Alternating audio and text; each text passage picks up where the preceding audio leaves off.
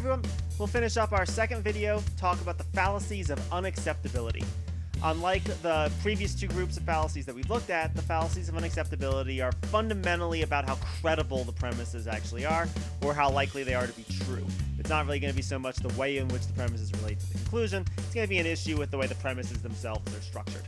Alright, let's begin!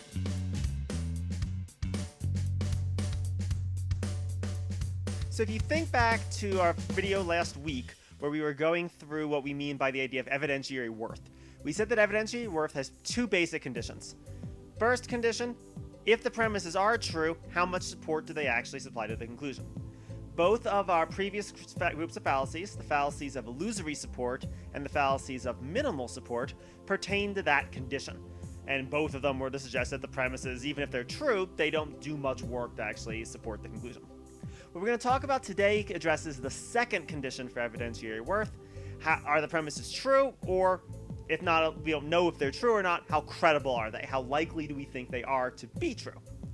So the fallacies of unacceptability are going to be instances where we have good reason to think that the premises lack credibility in some sense, and yet the way that the argument is structured might in some context sort of trick us into not recognizing this lack of credibility of the premises.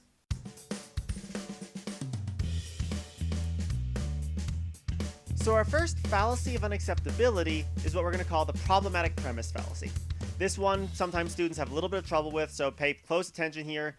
We're talking about the premises, not a problem with the conclusion. That's important to note. Alright, so what is this fallacy first before we start getting into sort of its details and complexities? So the problematic premise fallacy takes place whenever an argument features premises that are less credible than the conclusion that they're supposed to be establishing, or at least less credible to some specific audience that the argument is addressed to. The last condition, we're going to call that acceptability. Your argument is sort of acceptable to some specific group.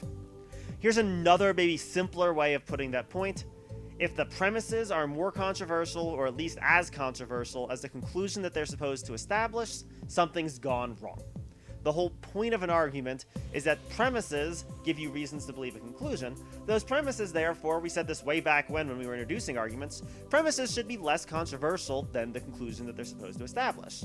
They don't necessarily have to be certain, not necessarily everyone needs to agree with them, but they should be more readily agreed with, easier to accept than the conclusion that's trying to be established. So let's look at a specific example. So suppose that I'm addressing an argument to the NRA, which is a gun rights advocacy group in the United States. Right? My argument goes like this. So everyone knows that guns are highly dangerous tools, and that they can't be safely wielded by civilians. Thus, gun laws should be strengthened. Right. So the second premise of this argument is at the very least going to be unacceptable to the audience that I'm talking to. The NRA, at the very least, is not going to agree with me that it's not possible for guns to be safely wielded by civilians. Put that differently, that premise is just as controversial, if probably not even more controversial, than saying that there should be gun laws or gun laws should be strengthened further. So if the goal of this argument is to get the NRA or members of the NRA in the audience to change their mind, this argument's just not going to do it. The premises are not going to be things that they accept. Now, note, you might think here is the problem with the conclusion. That's not it. Of course, trying to argue that gun laws should be strengthened to the NRA is going to be a challenge, or to NRA members, that's going to be a challenge. Obviously, they're going to sort of be naturally reticent to accept that conclusion from the start. But that's often going to be the case, right? I mean, you usually make arguments with people who don't already agree with your conclusion. The problem here is not that they're going to be reluctant to accept the conclusion. The problem is really that I've given them no reason to accept that the conclusion is true. So the conclusion, something that to start with they're not persuaded of, I give them as reasons to believe that other things, like that second premise, that they're not likely to find persuasive or acceptable either. No progress has been made. Right? Not because the conclusion's unacceptable, but because the reasons that I've given aren't actually reasons that they're going to find at all persuasive, that aren't going to move us closer to the conclusion. Right? They're more controversial, the premises need to be less controversial than the conclusion that they're supposed to establish.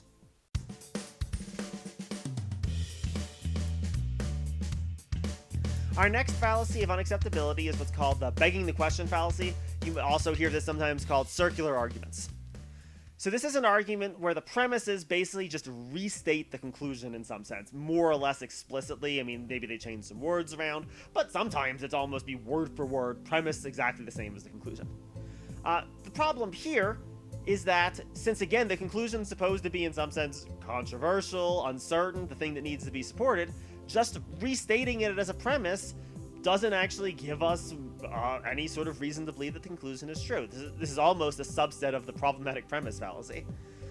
Since the premise itself is just the conclusion, and people don't already accept the conclusion, the premise is also not acceptable. We've made no logical progress. It looks like maybe I've given reason to believe that the conclusion is true, but I really haven't. I've just restated the conclusion.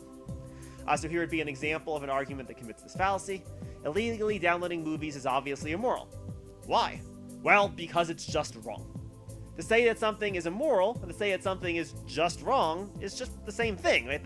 Those two expressions mean the exact same thing. The premise doesn't say anything different than what the conclusion says. Here's a fun note about circular arguments. If you think back to deductive logic, all circular arguments are actually valid propositional arguments. Because what does the argument basically boil down to? It basically boils down to premise, P, conclusion, P. Well, okay, for validity, we assume the premises are true. If P is true, is the conclusion true? Well, yeah, because it's the same thing.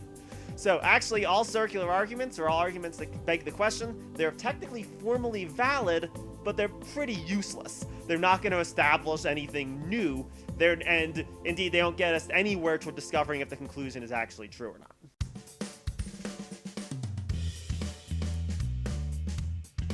All right, our last fallacy for this week is going to be what's called the false dilemma fallacy.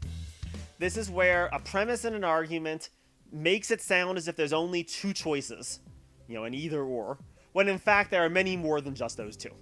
And indeed, it doesn't have to really be two. It's just that the premise ignores possibilities, right? So maybe the premise says that there's 5 possibilities when there's really 7.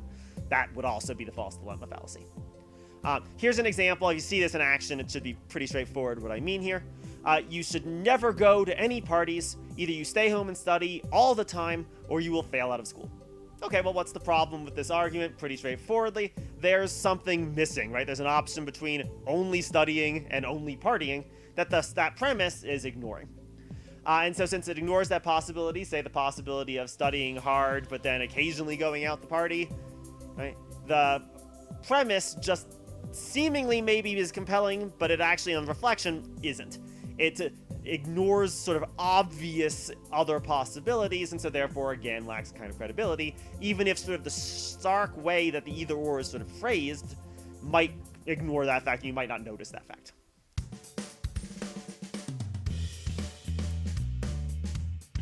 Alright, so those are the fallacies of unacceptability that we're going to talk about this semester. Between the 3 groups of fallacies that we've discussed so far in Chapter 4, those are all of our going to be our sort of generalized probative inductive fallacies. What we'll start doing going forward is looking at sort of specific kinds of inductive probative arguments, say arguments from analogy, causal arguments, appeals to authority. We'll discover some more fallacies, but those fallacies will be specific to those individual argument types. All the ones we've talked about so far are relatively general. You can see them in a wide variety of contexts. All right, so that'll do it for this week. Hope you all are doing well. There is an exam going to be on Chapter 4 due this week as well, so make sure you study up and get ready for that. All right, bye.